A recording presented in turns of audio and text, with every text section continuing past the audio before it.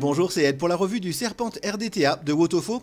Il est facile à utiliser, il a un excellent rendu de saveur et il est prévu pour le simple coil. On va voir tout ça en détail et on commence rapidement par le contenu de la boîte. Dans la boîte, vous trouverez bien sûr l'atomiseur, vous aurez également un Pyrex de rechange, un drip type large ainsi que 3 pochettes de spare et le mode d'emploi. Et voilà le Serpent RDTA en détail. Il est relativement compact, au diamètre 22 mm, il ne mesure que 46 mm de haut. Pour autant, la capacité du réservoir est de 4 ml de liquide. Il est réalisé en inox, le tank étant Pyrex bien sûr, et on a un insert en Ultem à ce niveau-là, au niveau du drip tip. L'ensemble est plutôt bien réalisé, les finitions sont bonnes, ça n'est pas du haut de gamme, mais c'est très propre, pas de défaut particulier à lui reprocher de ce côté-là.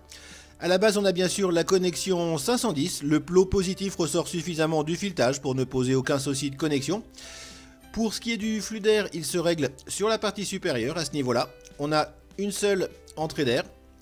Pour la régler, tout ce qu'il y a de plus simple, il suffit de tourner dans un sens ou dans l'autre pour refermer complètement l'arrivée d'air ou la rouvrir.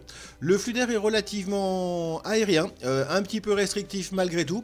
C'est parfait, en fait ça correspond tout à fait au style de montage en simple coil que l'on fera à l'intérieur. C'est un flux d'air qui est donc aérien, un petit peu restrictif, ce sera parfait pour faire de l'inhalation directe, la vapeur directement dans les poumons.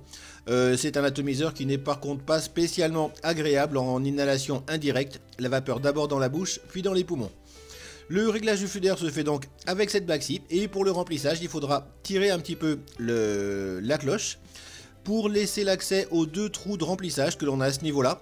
C'est plutôt pratique en fait, le fait de remplir d'un côté permet à l'air de ressortir de l'autre et vous pourrez remplir avec n'importe quelle bouteille ou pipette. C'est un petit peu délicat de verser directement avec une bouteille mais globalement le remplissage est très simple. On va le démonter, voir un petit peu comment ça se passe à l'intérieur en commençant par le drip tip qui est un drip tip 510 standard, vous pourrez le remplacer par n'importe quel drip tip de votre choix. Celui d'origine est très court et vous pourrez le changer si vous préférez les drip tips plus longs en particulier. Il est plutôt bien isolé de la chaleur grâce à cet insert en Ultem qui est un adaptateur 510 en fait. Une pièce très simple et si vous préférez les drip tips plus larges, vous pourrez vous servir de celui qui est livré dans les spares. Un drip tip en Delrin donc cette fois large, qui fonctionne très bien également, c'est vraiment une question, tout ce qu'il y a de plus subjectif à ce niveau-là. Ensuite, on va avoir la cloche, une pièce très simple, en inox, avec donc une seule entrée d'air, qui correspond à l'entrée d'air que l'on a bien sûr en bas du plateau. Une pièce qui est très simple, plutôt bien réalisée, la gravure Serpent est propre. Pas de souci à ce niveau-là, et on a accès ensuite directement au plateau. Le plateau qui est donc clairement prévu pour le simple coil, avec une arrivée d'air en dessous de la résistance. L'air va donc arriver à ce niveau-là et passer en dessous de la résistance en ressortant par ici. Et on voit de l'autre côté le plot positif qui est là. Les deux passages pour les mèches de coton sont très larges, vous pourrez, ça ne vous limitera pas sur le diamètre de vos coils sans problème. Et les deux postes à ce niveau-ci, que l'on verra tout à l'heure en les détaillant.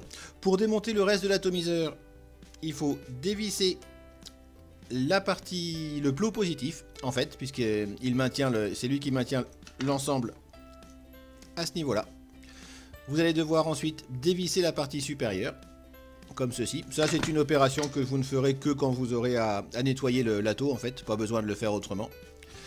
La partie donc plateau et le réservoir avec le tank en Pyrex, pas super épais mais il est bien fini et comme il est relativement petit également, il n'est pas particulièrement exposé donc pas de souci de casse à ce niveau là, les joints tiennent très bien sans problème.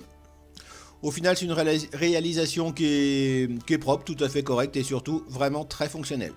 On passe au montage qui sont tout ce qu'il y a de plus simple, il y a juste un petit truc particulier, en fait avec les postes, vous allez bien sûr mettre votre résistance à ce niveau-là, au-dessus de l'arrivée d'air, mais les postes sont un petit peu particuliers, ils ont un profil en U, on va dire. Quand vous dévissez, vous voyez que vous avez ici donc la place pour mettre vos résistances courtes, et là du coup vos pattes seront bien maintenues d'un côté par la vis et de l'autre côté par le petit rebord que l'on a ici. Si vous utilisez des résistances plus longues, par contre, vous allez pouvoir choper les pattes à ce niveau-là, donc sur les parties inférieures, là où il y a le tournevis. Mais là, par contre, il n'y aura pas le petit débord ici pour maintenir les pattes des résistances, pour pas qu'elles s'en aillent sur le côté. Il faudra simplement penser à bien visser. Au-delà de ça, le montage est vraiment tout ce qu'il y a de plus simple. On va le voir avec celui-ci par exemple. Là j'ai réalisé un coil plutôt gros on va dire, donc j'ai fait passer les pattes des résistances sur le côté à ce niveau là. Si c'est un coil plus simple, vous pouvez bien sûr accrocher les pattes de vos résistances ici. Au-delà de ça, ça se monte vraiment très bien, une patte de chaque côté. Mettez bien votre résistance au-dessus de l'arrivée d'air, à une distance qui vous conviendra. Pour ma part, celle-là me convient plutôt bien. Et le montage est vraiment tout ce qu'il y a de plus simple avec ce plateau. Même chose pour le coton, très simple, vous passez votre coton dans la résistance et vous allez pouvoir faire descendre les mèches directement par les ouvertures prévues pour. Comme ceci, veillez à ce que le coton ne soit jamais tassé, que ce soit au niveau de l'angle à ce niveau-là ou à l'intérieur des passages sur le plateau, mais c'est vraiment tout ce qu'il y a de plus simple. Et voilà, vous savez tout sur le Serpent RDTA pour lequel Wotofo signe encore un excellent atomiseur. Pas grand chose à lui reprocher, au niveau de l'ergonomie, définition et de la réalisation, c'est très propre. La vape est très agréable si vous appréciez le rendu des saveurs avant tout, et la vape en simple coil bien sûr. En résumé, si vous appréciez les RDTA, que vous vapez en simple coil et que vous recherchez d'abord les saveurs, c'est clairement un ato pour vous, il est génial dans ce contexte-là. Et évidemment, si vous recherchez le double coil, l'énorme production de vapeur ou autre, c'est clairement pas dans sa catégorie et il faudra passer à autre chose. Mais dans sa catégorie, c'est probablement un des meilleurs du marché actuellement, encore une fois avec un excellent vraiment rendu de saveur. Si vous avez d'autres questions sur cet atomiseur, n'hésitez pas à les poser dans les commentaires de la vidéo YouTube. Vous pouvez également vous abonner à la chaîne et les partager si vous appréciez ces revues. Vous pouvez trouver sur mon site vaped.info la liste des prochaines revues, ainsi que des articles et des tutoriels qui ne sont pas en vidéo. Il me reste à vous souhaiter une excellente vape en vous remerciant d'avoir suivi cette revue.